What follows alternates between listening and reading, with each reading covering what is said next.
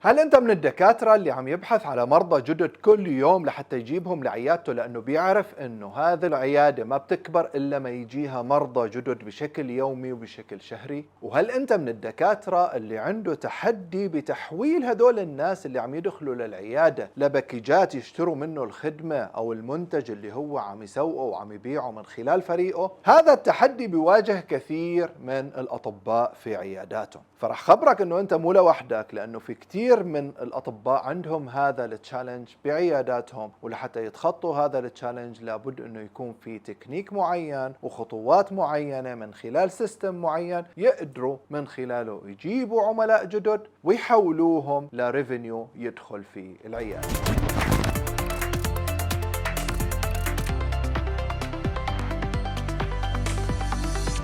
3 basics to grow any business. بالميديكال فيلد بالعيادات هدول 3 قواعد بيشتغلوا بالعيادة. نمبر 1 lead generation، تجيب عملاء جدد، leads يدخلوا على العيادة، على البايب لاين للعيادة، يدخلوا بهذه الفانل تبعت العيادة. نمبر 2 lead conversion، تحول هذول الليدز اللي اجوا لعندك، هذا الترافيك اللي اجاك تحولهم لكلاينتس، يدخلوا عندك هذول الكلاينتس. كلاينتس يعني شخص اشترى منك ودفع مقابل الخدمة اللي انت بتقدمها. النقطة الثالثة واللي معظم العيادات بتهملها للأسف، واللي هي Customer Retention and Ascension. كيف أنت تحفظ هدول العملاء معك as long as possible، أطول فترة ممكنة، ويكونوا satisfied customer ويتحولوا لloyal customer، يعملوا لك word of mouth وتنتشر سمعتك في الديرة ويصيروا يجيبوا لك الناس اللي حواليهم.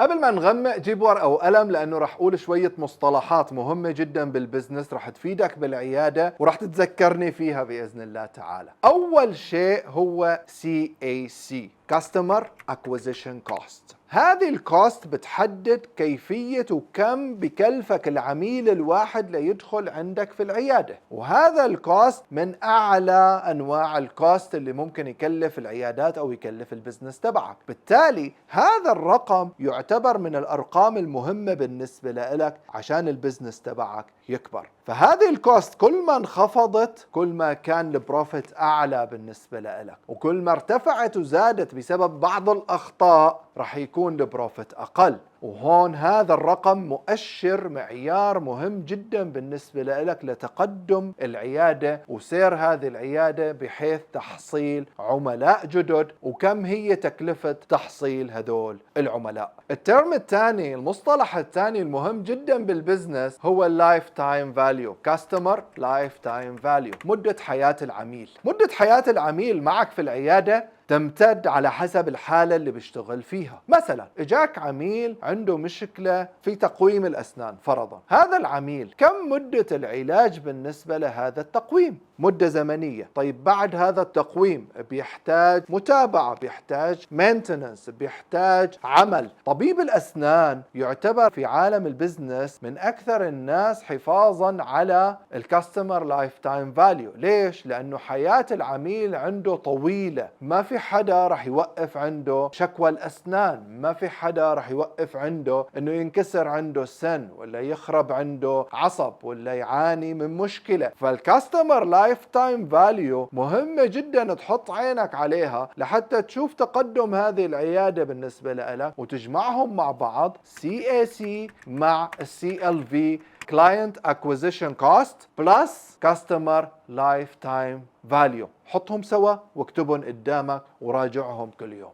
تيرم نمبر 3 مهم جدا بالنسبة للبزنس، واللي هو 30 days cash cycle. مهم جدا بالنسبة لك كصاحب عمل، كصاحب عيادة أو طبيب عم تشتغل بالعيادة، تعرف هذا الكاش فلو كيف عم يدور، شو هي السايكل خلال الشهر. 30 days cycle مهمة، بتعطيك revenue figures، بتعطيك رقم. هذا الرقم بيساعدك أنت to estimate أو to evaluate your work. one من الKPIs اللي هي Key Performance Indicator يكون عندك هذا الرقم قدامك بشكل دوري، تراجع هذا الرقم. من أهم المشاكل أو البين اللي بيعانوا منها البزنس اونر هو الكاش فلو. لما بينخفض الكاش فلو، هذا البلد اللي عم يمشي بعروق البزنس ببلش يصير له ديستربنس، وهون هذا الكاش إذا انخفض بيصير في مشكلة، بصير تهتز السفينة إذا انخفض هذا الكاش. فإذا ما عندك نظرة للكاش فلو والكاش سايكل اللي موجودة عندك بالعيادة، رح يكون في عندك مشكلة ومفاجآت ممكن تظهر لك بالطريق ما تكون حاسب الحساب. فمهم جدا انك تحسب حساب الكاش اللي عم يدور عندك في العيادة.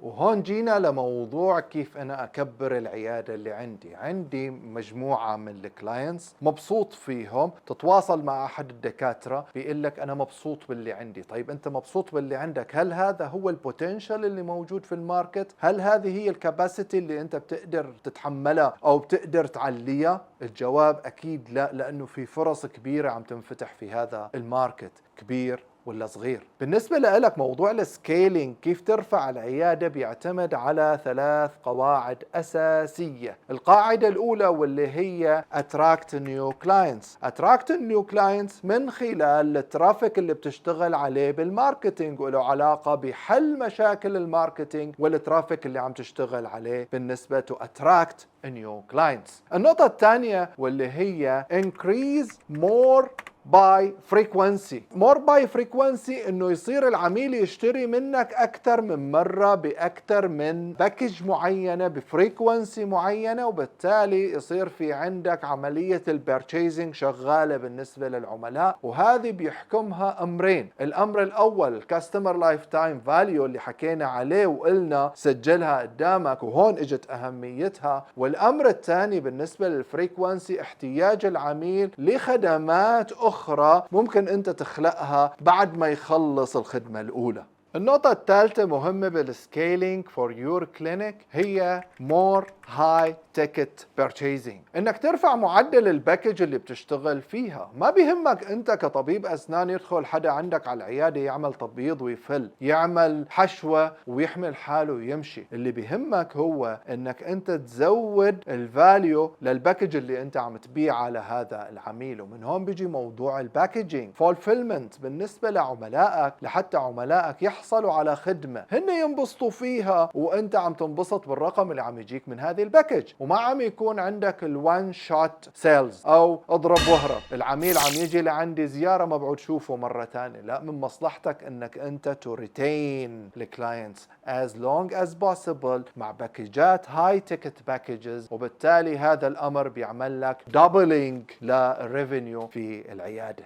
وهون بنكون وصلنا لنهاية هذا المقطع. في كتير من الكونتنت وفي كتير من التفاصيل بهذا الكلام اللي حكيناه حبينا نعمل هايلايت عليه. وهذه الأمور هذه التيرمز مهمة جدا لحتى تعمل لك مقاييس تقدر تقيس عليها خط السير بالنسبة للعيادة اللي انت عم تشتغل فيها. وهذا الوقت اللي عم تصرفه والجهد اللي عم تتعب عليه يكون في له مردود بنهاية الأمر، ما يضيع وقتك على الفاضي. وبالنهاية في ناس عم تعمل جنريشن لريفينيو، موجود بوتنشاليتي بالماركت، ولكن انت ما عم تقدر تحصل هذه الفرص اللي موجودة. ومن هون في أهمية جدا انك تفوكس اون يور بزنس، يكون في عندك لينس هيك، تحط لينسز داخل البزنس تحليلية، تحلل البزنس اللي انت عم تشتغل فيه، تحلل العيادة، وتشتغل مع ناس بروفيشنال لحتى تقدر تساعدك بسكيل يور كلينيك، لحتى ترفعها للمستوى الثاني. بدل العيادة يصيروا 2 يصيروا 3. شو اللي بيمنعك؟ ما في شيء بيمنع. اللي بيمنع اليوم بس هو خوفنا انه نطلع برا الصندوق. اللي بيمنع اليوم انه ما يخلينا نفكر انه في فرص ثانية، ما يخلينا نشوف another perspective، ناس عندها خبرة واشتغلت في هذا المجال لفترات طويلة ممكن تساعد في بناء عيادتك انت. انا خالد قصاب، وبنقل خبرتي للاطباء زملائي من خلال واقع خبرة عملية مارسته في عيادتي. اشتغلت في عيادتي عيادتي وطبقت كل الكلام اللي عم بحكي بكل الكونتنت اللي بشتغل عليه، طبقته على نفسي قبل ما انقله للناس. وقت اللي شفت الافيكاسي بهذه السيكريتس وهذه الاستراتيجيز اللي انا اشتغلت عليها، حبيت اني انقلها للناس واقول انه في امور نحن ما كنا نعرفها ولكن تعرفنا عليها من خلال مخالطتنا لانتربرونيرز عالميين، ناس برا، ناس بتفكر خارج الصندوق، ما نضل حاكرين انفسنا جوا تانل فيجن ومو شايفين اللي حوالينا. مشكلتنا اليوم كانتربرونيرز وخاصة بالميديكال فيلد انه عندنا هي مسميها تانل فيجن. تانل فيجن انك انت مقفل على نفسك ومانك شايف اللي حواليك. وظيفتي انا اني شلك ايديك هيك وافتح لك الصندوق